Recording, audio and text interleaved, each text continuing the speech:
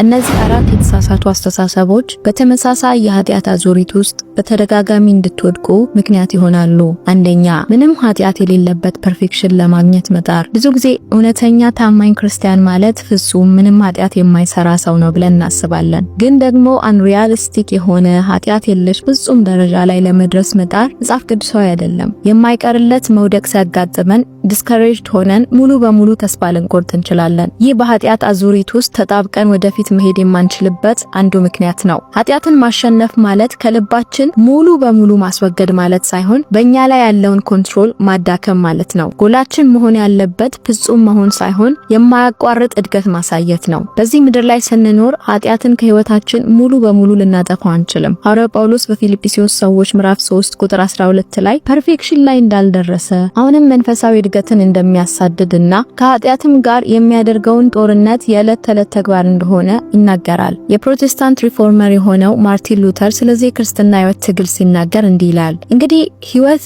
ጻድቅ መሆን ሳይሆን በጽድቅ ማደግ ነው። ፍጹም ጤንነት ሳይሆን እየተፈወሱ መሄድ ነው። ሙሉ መሆን ሳይሆን እየተለወጡ መሄድ ነው። እረፍት ሳይሆን መስራትና መሻሻል ነው። መሆን ያለብንን ገና አልሆንም፣ ነገር ግን ወደዛ እያደግን ነው። ሂደቱ ገና አልተጠናቀቀም፣ ግን በሂደት ላይ ነው። ይህ መጨረሻ አይደለም፣ ግን መንገዱ ላይ ነው ይላል። የራሴን ተሞክሮ ላካፍላችሁ። በአንድ ወቅት ወደ አይምሮዬ በሚመጡ ሐሳቦችና ህልሞች በጣም እበሳጭና ማረር ነበር። ለምን ወደ እግዚአብሔር እንዲህ ለመቅረብ እየሞከርኩ የማልፈልጋቸው የረከሱ ሐሳቦች ወደ እኔ ለምን ይመጣሉ? ሜቢ እኔ መቼም መለወጥ አልችልም ብዬ በጣም አዝንና ጨነቅ ነበር። ነገር ግን ዲያብሎስ እኛን ለማጥቃትና ወደ ቀድሞ ህይወታችን እንድንመለስ ከሚሞክርባቸው መንገዶች አንዱ እንደሆነ ቆይቶ ነው የገባኝ። ለዛ ነው ማርቲን ሉተር ወፎች በራስ ላይ እንዳይበሩ መከልከል አትችልም፣ ነገር ግን በፀጉር ላይ ጎጆ እንዳይሰሩ ልትከለክላቸው ትችላለህ ያለው። የኃጢአት ሐሳቦች ወደ አይምሮአችን ያለኛ ፍላጎት በየሰከንዱ ሊመጡ ይችላሉ፣ ነገር ግን ለነሱ የምንሰጠው ምላሽ ወሳኝ ነው።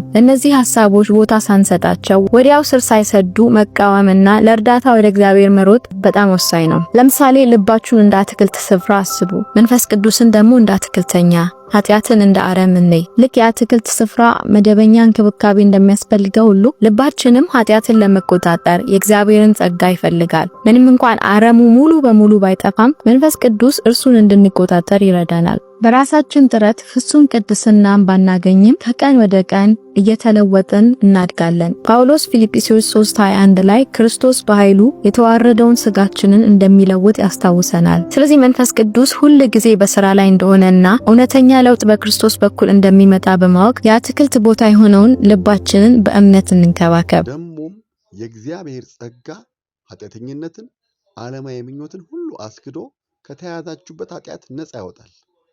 የሕይወት አክሊል ቤተክርስቲያንም ሰዎችን ሁሉ ወደ ኢየሱስ በማቅረብ የሕይወትን አክሊል እንዲቀበሉ የምታስችል ቤተክርስቲያን ነች። ኑና ከኛ ጋር አብረው የእግዚአብሔርን ጸጋ ተካፈሉ። እግዚአብሔር ይወዶታል። ብሩካን ናችሁ።